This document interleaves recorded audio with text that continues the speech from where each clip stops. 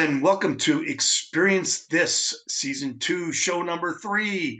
Overall, this is show number 33. Amazing, Christian, that we are at show number 33. Welcome, I'm Bruce Rosard. I am one of the co-founders of Arrival and a co-host of Experience This. And I'm here with one of our other co-hosts, Christian Watts. And we're missing our third co-host, Lori Timoney from Go City. Christian, hi. Hey, yeah, I can't believe we've done 33. If I had to list, I couldn't list more than 20 episodes, I think, that we've done. It's kind of crazy that we've done 33. But yeah, today we're gonna talk about AI, which, as you know, is my favorite topic, or one of my favorite topics.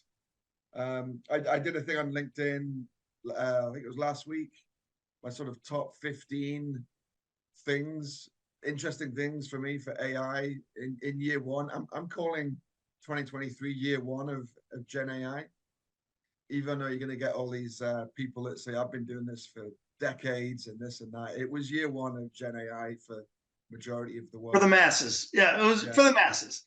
But, you know, the scientists were sitting in their back of rooms, you know, doing things for years and years and years, but now they let us in on their secret. Yeah, and a lot of these experts, they openly admit now that 10 years ago nothing was happening. They were working on AI, but they were having no success and nothing was really working. So this Gen AI stuff is really the first thing that's really worked, that they've been able to release to the masses. Yeah. So it's nice they've worked on it for decades, and that helped to get us to this point. But this is new tech. Yeah, and your article on LinkedIn was great. It was, like you said, it was year one review, what mattered. And I think most people in travel, and especially in the experiences industry, look to you as the leader. Thought leader of tell us what's going on, tell us how we can actually execute on this stuff. So, and I understand today you want to present your top 6 ideas for the next year, for year 2, right? Yeah, for year 2, for 2024. It's really silly to forecast anything in AI now, right? All right, shall we call it for the next week? This is what you think for the next week. Yeah, that's exactly. But it's 6 topics that will be coming up in the next year. You know, there's going to be another 6 that no one's ever thought of yet that will end up jumping ahead of these, but just six themes. Well, we are going to look at this a year from now, and we'll see how you did. Yeah, good. Yeah. All right, go for it. What's number 1? All right, you want to start at number 6 or number 1? Number 6.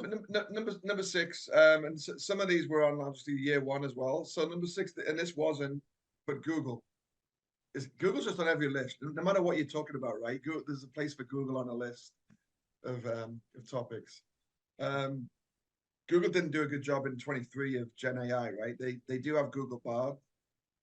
They released Gemini. I don't know, did you watch that video, that demo video they did in November? No, nor have I used Bard. Nor do I even hear from people using Bard. So no, assume I know nothing, because I do pretty much know nothing about what you're talking about. Yeah.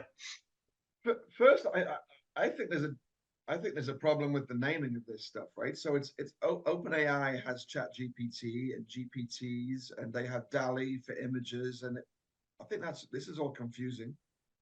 Google's got Google Bard, which is not the name of their model behind it. Now they've released Gemini, the latest version of Google Bard. So they're forcing us to learn all. Wait, Google Bard? They rebranded Bard to Gemini? Gemini is the version of Bard now. So kind of Bard's like ChatGPT came out originally, ChatGPT 3, then 3.5, now GPT-4. So are you saying that Bard was like Bard 1 and now Bard 2 is Gemini? Yeah. Ooh.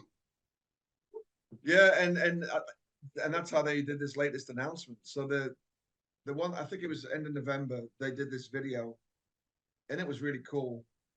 It was talking to this and then showing this large language model like video, and it was talking back in real time. It looked fake, and it turned out it was fake. It wasn't fake, but they just edited the video. So they were doing prompts behind the scenes, and they were doing stills of the video and then prompting it on that and I just thought, you know, if Google has to fake a video on their AI product, that's a problem. All right, so let's get to it. Number 6, Google. Explain what. Yeah, I think they have to show that they can keep up this year. This new model, which they faked the demo on, is going to be released early this year, the latest version of it, which they say is as good as GPT-4, which is OpenAI's. We don't know if it's as good as GPT-4 a year ago or today. If they're still a year behind, I think it's a problem.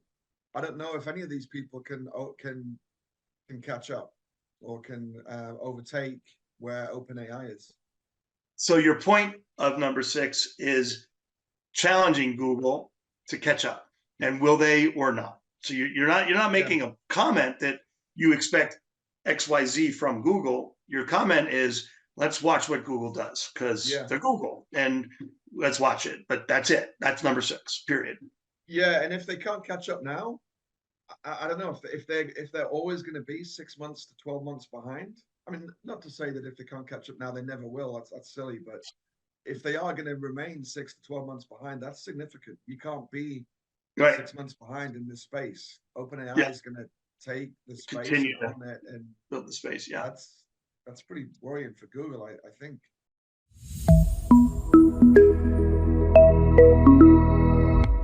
Hi, it's Marika from the Von Mack Agency here with your Tourism Marketing Half Minute. You know what's a real thing? Decision fatigue. And if you're throwing too much at your audience, you may be leaving sales on the table. According to a study by the University of Utah, consumers are more likely to make a purchase when presented with fewer choices. The study found that when consumers were presented with 24 options, they were only 20% likely to actually make a purchase. But when they were presented with only 6, that likelihood shot up. So assess your brand's website, brochure, and materials. Pick a lead product and make sure that everything else is listed clearly without competing values. It'll help boost your ROAs and your bottom line.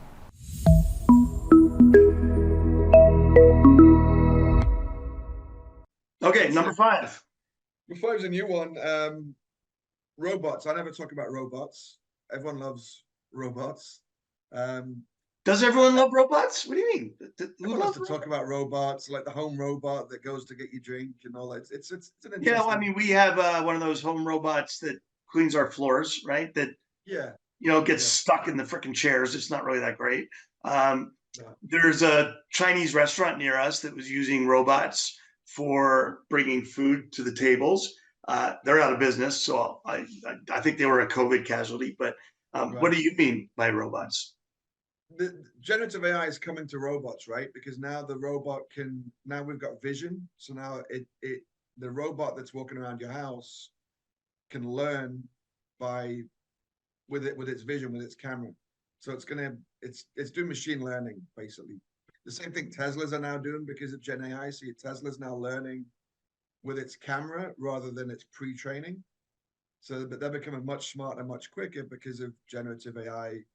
They learn by doing. They learn by bumping into the wall 42 times, and then eventually they realize there's a wall, and they find the door. So stop. Right. Where my vacuum cleaner, forget the name of what they call it. It's a brand that is well known. It bumps into the wall. It bumps into chairs. Doesn't ever learn. Yeah. That's your point. It's been trained, hit a wall, turn around, whereas the new robots will hit a wall, eventually work out. Figure out, don't hit the wall anymore. Right. Yeah. So that's gonna, I don't think that affects this industry in a hurry. We have, I think it's $24 an hour minimum wage in California now for fast food workers. $24? Yeah. Wow. Minimum wage. So if you come in May and you go to a fast food restaurant, I think you're going to see robots. So, and at these kiosks, like the fast food restaurants, all now have kiosks to order, right? So I think. All right, then here's my killer question on that: for these robots in a fast food restaurant or at your house or wherever, will they look more like CP3O or R2D2? I asked my son's girlfriend's family's got one. I asked him that exact same question last night. I said, "What does it look like? CP3O or R2D2? I don't know." Come on, what's your best guess? This is number 5. Robots. I think they're R2D2, but with a head. R2D2 with a head. Okay, number 4. Before AI and everything. So last year, AI this, AI that. I think this year it's just part of everything we do, right? So it becomes normalized, like autocomplete on your phone. You don't really think about it. It's just you probably don't know where the autocomplete comes from on your laptop or on your phone, right? You don't know if it's part of your phone or part of the texting service or what it is. It just happens. So I think that's going to become just the norm. We'll start typing Give a couple emails. examples. What are some examples of that? I think you'll start typing emails and it will write a full email for you, response. It will give you two recommended paragraphs as an email response to the email, because it knows the email that you're responding to right now. Obviously, you'll choose to turn this on. It'll be Google, I assume, or third party, and it'll look at the thread below and it'll say, based on this thread, here's a 2-paragraph recommended response. All right, well, hold on a second, because you started with Google's behind. So maybe this is a way Google can catch up doing this through Gmail. But you're talking about OpenAI being so ahead, part of Microsoft. So is this really going to maybe happen in Outlook first, right? Yep. Like I would think we might see this in Outlook way before we see Gmail. And all of a sudden I got to think, am I really going to switch back to Outlook? I've been off of it for 10 years and I really like Gmail a lot better, but maybe this would give me a reason to go back to Outlook. Is that what you think? Yeah, I think so. I for the first time, I've been 100% Google since Google started. So 20 Yeah. years, Gmail, everything. Yeah. And this week, I actually went to look at a Microsoft product. I went to look at the Microsoft Notion. I forgot what it's called. And then I was thinking, and I have a Microsoft subscription. I haven't gone as far as thinking about using Outlook, but I might try it just to see how it is.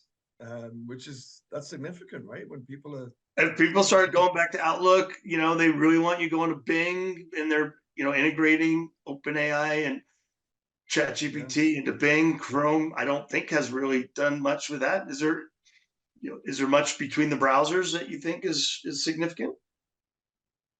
I think Bing's probably the same. I think Bing's probably been as good as Google for years, but no one's tried it. I don't use Bing for searches ever. I use Bing now to create images, but I don't think their market share's been affected that much in the last year. No.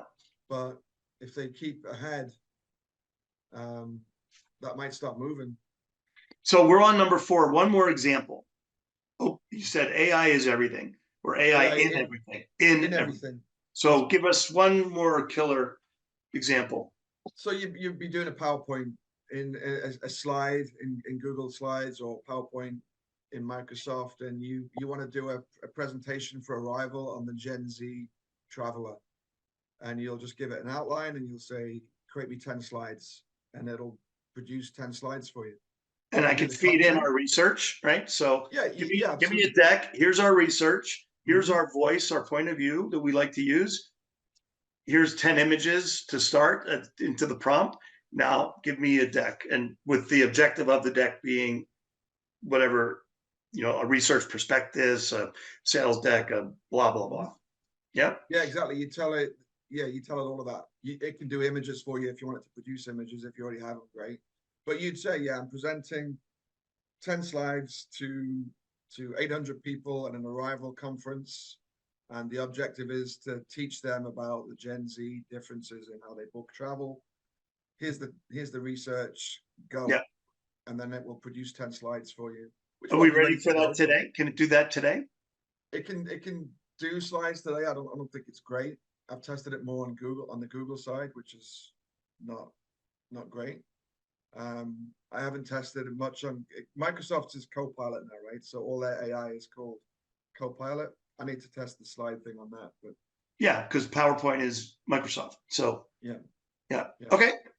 Number 3. So customer service, which this is impactful, right? This is we've talked to Satisfy Labs and Thomas and people that have these chat bots, and I think this is probably the most significant effect in the industry on people, on those jobs, right? What do you mean on those jobs? Go a little deeper, because go ahead. Yeah, anybody that's sitting there answering emails all day long or responding to live chats or phone calls, these are often a lot of those tasks can be automated, right? When I've got a customer just trying to find out the cancellation policy, or just trying to find out, can I change dates? Those types of things, they take a lot of time, a lot of resources, and they're not very easy to handle by humans, and they're very easy to handle via AI. So do you think there will be job loss in our industry when operators and distributors start to change their contact centers and integrate more chatbots? Yeah, I don't know if there'll be net job losses. I think jobs are going to move. There's going to be X amount of jobs here that are going to be gone. I would expect those will be replaced by other jobs because we have this shortage. So that's a good thing. Yeah. Yeah. I mean, it's early. Who knows? And there's a lot of concern about job loss from chat bots or whatever, robots. But I definitely believe it will help create new jobs, and it will just make our jobs easier, right? Because there still is going to need that personal touch and intelligence that I don't think the bots are going to be as intelligent. And I could be wrong. You might say no, though. The intelligence is going to be there, but yeah. But I think, and it was in my last week when we did top 10, and I said AI is number one, and then I had it broken down into three things, and one was pre-trip, on-trip, post-trip communication using chat. So I think we're pretty much in sync on that. Yeah. Yeah, the intelligence thing is interesting. I think I might have said this in the last episode. Humans, I think, tend to overrate themselves as far as intelligence. Do you overrate your intelligence, Christian? I was talking to somebody the other day about writing a business plan for Hop On Hop Off in San Francisco, and this was one of the biggest moments of me for last year. The fact that I can do a short prompt and it produces this plan that I thought I was the top 3 person in the world at doing a business plan for Hop On Hop Off in San Francisco. I'm looking at this thing thinking, that's everything I know. That's everything that I thought I was the guy. Well, maybe it read it from your brain when you gave it the prompt.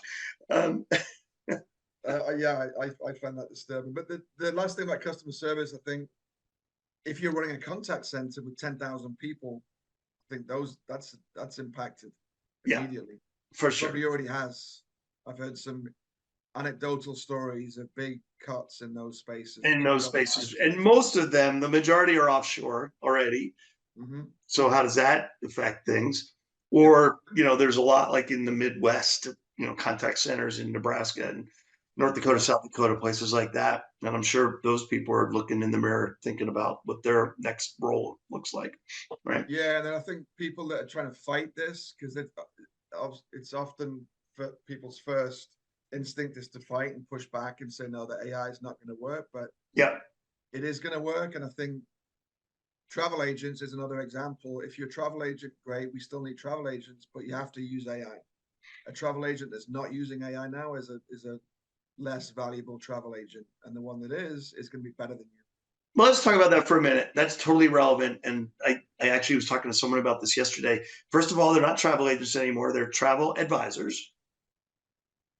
In 1995, they were travel agents. And these things came out called Expedia, Travelocity, Preview Travel, etc., i.e. OTAs.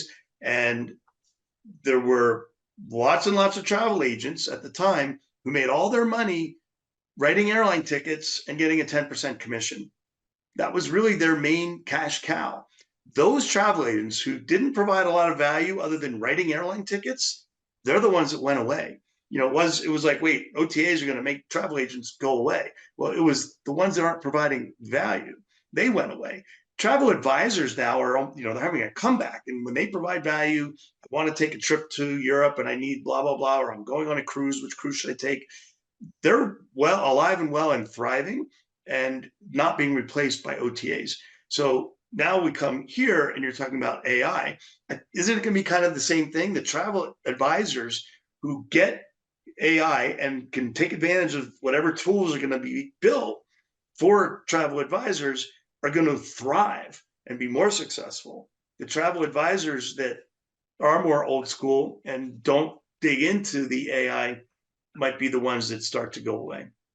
Yeah, absolutely. I mean, you hit the nail on the head with the value thing, right? That's always the case. It's always about value. So exactly with your case in 95, if you're not adding value, same today. If you're a travel advisor and you're giving me directions on how to find Chipotle, it's a weird example, but that's not value. Google can do that much better than you can give me directions. Right, So I'm right. going to do something else other than be a direction giver. So Um, give me an idea off the top of your head. How will AI make a travel advisor more valuable? Where I can, if I'm the travel advisor, provide more value to you, the customer, where you'll still want to work with me. What's my AI toolkit that's going to help me do that? And it, well, probably doesn't exist yet, but in your vision. yeah, well, if you're the travel advisor, I go to you and say, listen, what are the best things to do in Bangladesh? I'm going to Google that before. I'm going to chat GPT that before. So if you're just sitting there giving me the same top 10 list in Bangladesh, you're not adding value. So you need to go deeper, right? So You you'll need get to the have, top 10 from Google. You can get the top 10 from Google yeah, or TripAdvisor or wherever else. yeah, Now you're going to dig deeper using AI, and you would do yeah. what? Well, now me as a customer, before I even talk to you, I'm going to do the top 10. Plus, I'm going to go and do some research on ChatGPT and say, tell me more things about these top 10 and what other things should I do. So I'm coming in with a much deeper knowledge in the first place if I want with for free. So if you're sitting there going to repeat top 10 things to do or some basic stuff, you're not adding value. So for you to add value, you need to be able to connect. You didn't need to know the hotels, or you need some inside knowledge. Obviously, you need to be able to book it for me. That's a value for a while. But you need to go over and above what I can do on my own. Yeah. So Exactly the what kind of same. AI tool? It doesn't exist yet, I don't believe. But again, this might happen in the next year. So what if I like what kind of AI tool would you build to help an advisor do this? I would, well, first, if you're an advisor, you should just use ChatGPT. You should become an expert user at prompting ChatGPT and having it. I'm a rookie user. I'm going to type in, give me the top 10 things to do in Bangladesh because that's what people do on Google. I'll do the same on ChatGPT. I'll get what I get back. You're the advisor. You should know more than that. You know that you need to type in who I am, kind of things I'm looking for, kind of things I don't want. That's a simple version, right? You can do a much better prompt than me because you're an expert. Right. And this is, I mean, you and I have had this conversation many times about the whole personalization thing. But that's where, is there a tool out there now, but or in the future, so that I can put in the prompt? Okay, my client Christian is adventurous. When he goes on a trip, he wants to do bike tours. Like I know he wants to get on his bike at least half the days that he goes to Bangladesh. He wants to be able to eat the local food. He wants to see the history. Those are the things that I know, and so I can build his profile into the prompt. Now give me the options for when he comes in and talks about Bangladesh. There's nothing that can help with that right now, or that's just smart prompting. Some of these trip planners just have an open text box just for that, right? But in the background, that's just going to Chat GPT. So everything you just said there is Yeah, the prompt. right. You type in exactly that. I Who just wants to typed that go in. bike half the time? And And that's just a travel advisor who understands how to build prompts with ChatGPT yeah, and is willing to do it and make it work. And then so there's no other toolkit today. I mean, there's probably lots of startups trying to build them, yeah. but for now, you're just saying be smart with your prompts. And I've asked you this before too, and maybe we can put it in the show notes. Where can I go to really find the ways to build the best prompts? Because I think that's I still a little bit Yeah, I of a mentioned this mystery. last week. There's an open AI course on just on prompt engineering, which I think is What, the best one. how do I find that? We'll put a link down below. I don't know. Okay, all right, we'll I'm put it sure. in the comments and Yeah, our show I would notes. Okay, Google it, but yeah, Google that and let us know because OpenAI probably doesn't. ChatGPT probably doesn't know yet, right? it probably does. It's up to I'll, date I'll, now I'll actually ask it while we're talking. Okay, because it so browses now. um, Um, number 3. Number two. No, Um, that was number 4. no, that was we got Google 6, robots 5, AI and everything 4, customer service 3, So number two. Number two. Bangladesh might be the worst place to go cycling in the world, by the way. Don't go do a bike tour in Bangladesh. Well, then you shouldn't go to Bangladesh because half the days of your trips you like to bike. So I Yeah. know that. I know that from your profile. Yeah, exactly. Number two, multimodal, right? So this is broad. For those that don't know, multimodal. So ChatGPT is text to text. It's you typing in, you get text response. Multimodal is text to audio. So I type in some text, it creates an audio file. Audio to text is transcription that we all know about. We've all seen that. And then image and video. So prompt, create an image, show an image, describe it via text, and then same with video. So I can now write a prompt, create a video. I can now show a video and describe it via text. As I think everyone knows, video is just a series of images. It's a lot because it's lots of images and they all link together. So it's quite difficult. Video's not there yet, but it's going to come a long way this year. Images are there. You can now create images which you can publish on the website. That's come a long way in the last year, and I just think this is going to be a space we're all going to talk about more because it's just more interesting. It's more visual by definition, so it's going to be something that we're going to be talking about. We're going to have fake news as part of that, right? I think you've probably heard about this election in November. No, which election in November? Yeah, there's one in the US, I think. Actually, no, you're in Colorado, so I don't think you have. Yeah, we might. We're going to see fake videos, right? We are going to. You don't need to make a fake Trump video, but because he does it on his own. But we're going to see fake videos on both sides, and we're going to struggle to know what's real. We're going to fake. Totally. No, I heard that on your LinkedIn post. And like we already have to deal with it so much on social about what is or what isn't real. But as we start to see things that look real, it's going to be nuts, right? Yeah.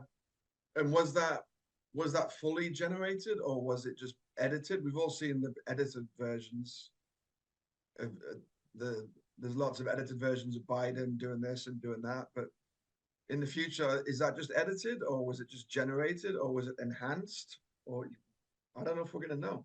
If he slips and falls, it's easy to enhance that fall and make it look a bit worse. Right. Isn't it? Yeah, I can see them doing pictures of someone like going down the Air Force One steps and falling and blah, blah, right? And all of a sudden it's, it's not real, but it's been posted on a million websites or Facebook or Instagram or X or TikTok pages, and it's viral and it's real because it was on social. Yeah.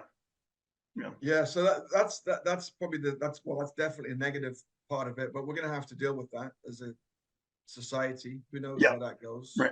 But there's also cool stuff with multimodal, right? Have you seen the glasses, the Ray-Ban, the Meta Ray-Bans?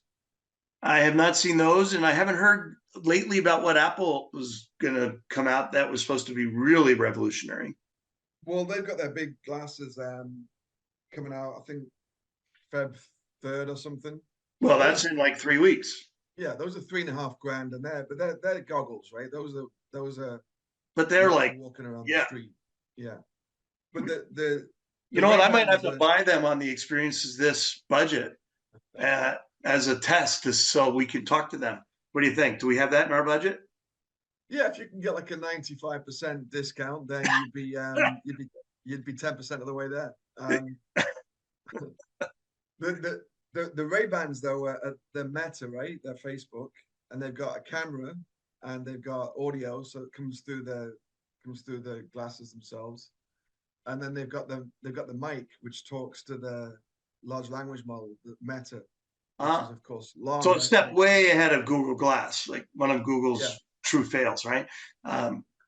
Cool. So now you're walking along and you're looking up at the building and you get to say, what's this? This is not quite fully connected yet. Meta's not fully launched the LLM part, but you're looking up. Yeah. And you can say, what is this? And it's going to say, this is the Empire State Building built in 1934, whatever it was. And it'll tell me a story about this building. Right. And tell me the nearest place to get a burrito, and it'll be able to direct you and say, see the thing on the corner to Yeah, the right, you know. very cool. Yeah, so that's coming soon to eyeballs near us, right? But No, those are they're out. out. They're out. Today. They're out. You can take videos with them, take photos. You can listen to music through them. You can ask it basic questions of the LLM. You can ask it about the weather and some Are basic they stuff. okay to wear, like comfortable? They're And the same as Ray-Bans. You wouldn't notice the they're the difference. same as Ray-Bans. The microphone is where? It's on the glass, on the Yeah, glasses. you can't even see it. Yeah, You don't even know. It's almost like wearing, less than AirPods. And what's the fee? And like, how much are they? the 300. $300. Yeah, What if they're prescription? I think they have a version Yeah, for like an cool. extra 100. Yeah, Can I get a budget to buy a pair of those? we'll have a budget meeting after this. Okay, we'll have an Experience This budget meeting. Yeah. Let's do it without Lori. We might do better. So I did ask Chat GPT about documentation for prompts, and the whole answer is here. So it's really easy. Just go to beta.openai.com, and there's a whole way to learn about the best way to get prompts for the version that you have, whether you have GPT-3, 3.5, or 4. So you can find that information, and we can post this to the show notes for anyone who cares about what OpenAI is recommending to build the best prompts. Yeah. Cool. Okay. Number one. 2. No, geez, that number 2 is multimodal. Oh no, geez, I'm still off. I'm sorry. Yeah, you still couldn't catch up. I am. Yeah. The last part of multimodal audio, right? It's part of the same thing, but voices. I don't know if you listened to voices recently. You can't tell if it's an AI voice anymore. If it's someone you know with a distinct voice, it's still quite difficult to fully fake. But if you're doing a voiceover for a commercial, and you wouldn't know today if that was a human or Really? AI that did the That voice. good. Mhm. All right, so hold on. And we're on number 2 now, right? I've been off by Yeah. one. Yeah. Before the show, I was saying, Christian, we really need like a voiceover as an intro for Experience This. And you don't think we do. We can have that argument. But let's say we agree, let's do a voiceover. And part of it was you don't like the idea that it's the same thing every time, like every other podcast. But what if we have access to a voice over from using the right AI tool, and we develop 30 of them for the year, right? And we can do it that way. Yeah, we'll use 11 Labs. I've got 11. You can also get a free 11 Labs account, and we'll do that. We'll create a different voice each week. What about music to go with it? So you can have the voiceover music. Yeah. It'll provide music? Yeah. 11 Labs won't, but there's different tools for that. All right. So by our next show, or maybe even for this show, since we will edit and record, do an intro for us. Okay. Yeah. Put your money where your mouth is, man. That's right. Okay. So, which is a good lesson for all of this stuff, right? I think even people that are deep into this, they talk about things and they forget that some of this stuff you can also do. Just do it. Just talk about it. Yeah. Right. Okay. Next is number 2 or 1? Number 1. Number 1. All right. This has been number 1 last year. Well, this is agents, right? So agents, GPTs, assistants. This, I think, is the biggest thing in AI. This is where this all goes, in my view. There's lots of places it goes, but these agents are really going to affect our daily lives. The GPT store came out this week. I don't know if you looked at that. Haven't looked at it yet. No. So what I've heard is the last thing I read about it is it's too crowded. Like there's so many things in the store, it's hard to decide what you even might want to buy. It's like, sounds like if Amazon was a physical store, walking into Amazon. Yeah, it is. It's like Google on day one or Yahoo on day one. You just launched this directory of websites out there, and you, on day one, I think 3 million have been made. It doesn't mean 3 million have been published, but let's assume 100,000 have been published. Yeah. How do you surface 100,000 products? Right. And you do the best you can with the UX, but you know, it's only It'll have its own SEO within the store, right? Yes. So give us your thoughts on 2 or 3 killer agent app ideas for experiences. So, well, GPT ideas, or well, let me talk about GPTs quick. This will be some overlap. So the one that was top on the GPT store was All Trails, which you probably used, right? So you find hiking Yeah, and trails. I know All Trails well. Really, so they built something super cool, and it's you said it's like listed as a top app in the store. It was number one when I first checked it. I think it's still number one. They decided they put them at the top Wow. just because it works. So I've used All Trails. A lot of people have. It's how you find like a hiking trail, and you go onto the website and you can do filters and drop downs and difficult and into all this length and that kind of thing. But now I can do that with text. So this is just a really easy application, right? They've got all the data of all the trails. I can already go on that website and do filters and drop downs and stuff. But now I can just type in, I want to do a hike 7 to 10 miles within 5 miles of here. And that's it. And it gives me the 4 things. Now I could have done that on the website. I could have done drop downs and filters and I could have got there. So I'll just bring up a demo and show you how it works. Great. For Awesome. those that are watching. So this is the GPT store now that you're looking at. This is the kind of the home page. All Trails are still top, right? So this is just like me choosing an app or choosing a website or choosing. Yeah. So this is the GPT that All Trails have built. And they, behind the scenes, have done some prompt engineering. So based on what I type in, they've told ChatGPT what to respond with. So I'm just going to type in whatever I want in text. Hiking trail within 5 miles. Let's just do San Francisco. So they don't know where you are right now? No, they won't have my your GPS. So that's all I'm going to type in. I could have typed in, you know, with kids or difficult or whatever it is. So this is all stuff that I can do on All Trails as well, but I have to allow it. It's going to give me a little button here to allow it. I would have to just do the drop downs, and I could choose certain lengths, and I would choose the geo and that kind of thing. So here it is. It's giving me just a list of hikes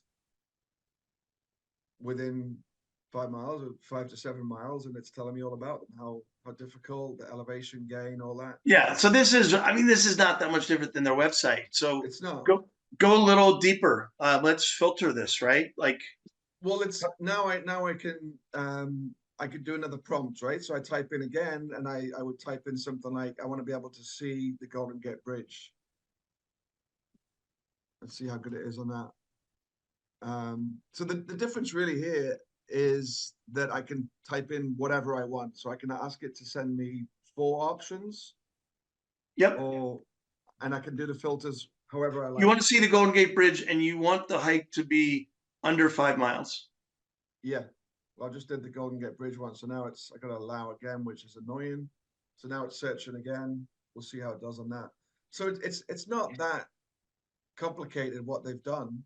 It's just that behind the scenes, they've done some prompt engineering and they've linked it to their API, right? Yeah. So it's searching their database of trails. Number 1, Golden Gate Bridge from Baker Beach. It's 6.5 miles. It's what I asked for. It's in San Francisco. All right. Last thing on this. I want to move on. Last thing. I want a mountain bike trail, not a hiking trail. So, but like, if you say make these trails mountain bike, is it going to stay within the same prompt thread, or is it going to kind of start over? It should know it's about mountain biking. Same search, but mountain biking. Okay. Yeah. It's still returning from the last one, so it's right. So it's got to end that before it can start the mountain biking. Yeah, there should be a button to stop it. I'm surprised that not on ChatGPT you could stop it. So now I just asked it to do the same, but mountain biking. We'll see. It should remember the previous. Right. It's kind of got a memory now, and then it summarizes everything that came before it. Well, and is it going to still say Golden Gate Bridge? Because is there? I guess the those trails that are right over the bridge are mountain biking, right? There's both. Yeah. Okay. So now it's come back with biking trails. Some of which are mountain biking, some are, yeah, there you go. There's a few. Do they all have Golden Gate Bridge views? Yep. Cool. Okay. So there's your demo. That's a really simple application. Another one that I just tried is a streaming service, right? So you can go to Netflix and you can search for shows and genres and that kind of thing, or you can go to your favorite website that does that, and you can look at more like this. But now I can say I like Narcos and I like Peaky Blinders and I love Peaky Blinders. That's like one of my favorite shows of the last year. Isn't it? Oh, that's a great show. Yeah. But now you can just type in 3 of those and it will return based on that. How do you combine those 2 together? And there's shows similar to that. So it's really simple, but it's actually quite hard to do pre-Gen AI because you couldn't get 3 shows and then say 3 that are like that, but based in the 1920s. I mean, Netflix a little bit, but not the same, right? It's a search that they do behind the scenes, right? Instead of you doing your customized one, and so you've already pitched to me the idea of building a GPT for Arrival, and I love the idea, and that's something we need to connect on very soon to see if we can get that done. Why wouldn't we then extend that to let's build a GPT together and collaborate on one for events, and then get that into the store and see if we can get that established as a hot GPT in the store, right? Yeah, absolutely. That's a good application. It's a really good. It's something which we would all agree is valuable for anybody attending events. Yeah. Okay. Well, let's build that. We'll have to figure out how we make money on that, right? Yeah, the hard thing is as we spoke about, and I built one for Focusrite, right? That was the week after GPTs came out. I built one for Focusrite, and it was really good for finding all of the locations of all of the sessions. Yeah. Really for finding who's speaking on what spot. It's quite difficult for matchmaking because people haven't got bio information properly filled out. Yeah, that's a whole nother thing. And like we use an event app that says they've been doing AI for years, and they have their super secret algorithm that only works so well. Okay, that was number 2. Am I right? No, that was number 1. So that's agents in general. GPT is a version of an agent. So you could have your personal GPT, which you should have, and you just tell it all about Arrival and anything you try and do. And I've got a Magpie one. Anything you're trying to do a marketing plan, you just put in, create me a marketing plan, and it remembers who you are and what Arrival does. Finally remembers who you are, what your threads are, because of the GPTs, basically, right? Yeah, and you've given it guidelines on what you're trying to do in life, kind of thing. And that's version 1 of your personal agent. So I can have an Arrival one. I can also have a Bruce one. So when I travel, it knows who I am. So I finally can say I want it to go to San Francisco, and it knows what I like to do. So now if I say, what should I do? It actually knows who I am. And who I am might be Bruce by himself, Bruce with my wife, Bruce with my wife and kids, Bruce at work. And is that 1 GPT or is that 4 I have to create for 4 personas? That could be 1 or it could be 4. You could have a general one and just say some general guidelines. I never want to eat seafood. I never want to go to an art museum. And these are things that just, no matter where I go. But then for each trip, I'm a different person, which is definitely valid. In that same GPT, can I do those general things and then say, and when I travel with Lynn, I want to make sure that we're doing these things. And is that the same GPT? So that I can then say, okay, I'm taking my trip with Lynn to San Francisco. Now help us figure out the next 2-3 days. Absolutely. So you put in kind of your profile, yours with Lynn. These are how things change, and then it will read that, and then you'll just all in one. All right, well, we'll test that out. Lynn, San Francisco, tell me what to do, and it'll use all of that. All right, quick summary, since I get the numbers wrong. So, and this is something that we'll cut this as our highlight that we use as a post. So a minute or less, quick summary of your top 6 items related to AI for travel for the year 2024. Christian Watts, CEO and founder of Magpie, is ready to tell us what it is. Forecast for the year. Terrible thing to do in AI. Number 6, Google. Can they catch up? 5, robots, not really travel, but this stuff is going to bring robots into every part of lives, especially in your local McDonald's. And you're saying it's going to be more R2D2 than CP3O, but we have to put a head on top of R2D2. R2D2 with a head. Okay.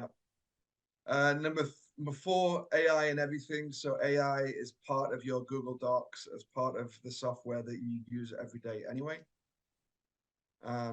Number 3, customer service, right? So chatbots taking over a lot of those roles in travel, because now the AI can have those conversations for a lot of the tasks which humans are currently doing. Yep. Number 2, multimodals. That's images, videos, audio, back and forth between text to audio, audio to text, fake videos, all of that And stuff. you're going to build a voiceover with music for the intro to Experience This, multiple versions before our next show. Yep. Yep. Number 1, agents, GPTs, assistants, all of that space. That's getting the AI to act and do more than just answer back. It's going to be attached to data. It's going to know our preferences. It's going to start to understand us and do tasks based on what we ask. It'll be linked to other tools. Yep. Cool. And on the last one, really on most of this, you really need GPT-4, right? I mean, people, you need to pony up the $20 a month. Imagine that, $20 a month to really open up the true capabilities now, what's happening here with GPT to get to GPT-4, right? Yeah, if you're just doing text to text, the free version is fine. If you're just doing prompt, but if you want to see what's kind of coming next, then creating images and all that stuff, yeah, $20 GPT-4, the enterprise version. Awesome. Great show. Awesome information. Christian, appreciate it. Lori, sorry you missed it. I'm sure you'll have some things to say when we start to put this out there with comments. Really appreciate it, Christian. Hope everyone out there has learned something from the man himself. And we'll see you again next week. Thank you. All right. Thanks, Bruce. Thanks, everyone. Bye.